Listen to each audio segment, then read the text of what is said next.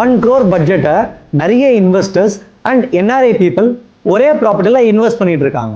But real எஸ்டேட்டில் ஒரே ப்ராப்பர்ட்டியில் invest பண்ணுறதுக்கு பதிலாக டைவர்சிஃபை பண்ணி இன்வெஸ்ட் பண்ணால் அவங்களுக்கு க்ரோத்தோ கிடைக்கும், ரிட்டர்ன் ஆன் இன்வெஸ்ட்மெண்ட் குறிப்பிட்ட டைம் பீரியடில் அதிகமாகவும் கிடைக்கும்.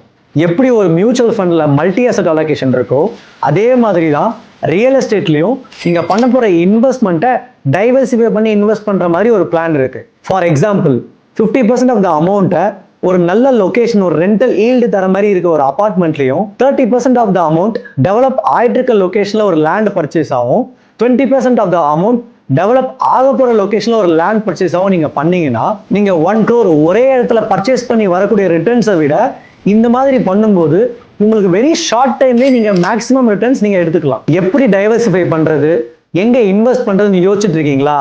டோன்ட் வரி, கமெண்ட்ல க்ரோர்னு டைப் பண்ணுங்க, நான் உங்களை ஒன் அசிஸ்ட் பண்ணுறேன். அண்ட் உங்கள் சர்க்கிளில் இருக்க இன்வெஸ்டர்ஸ், என்ஆர்ஐ ஃப்ரெண்ட்ஸ் அண்ட் ஃபேமிலிஸ்க்கு இந்த ரீலை மறக்காமல் ஷேர் பண்ணுங்கள்.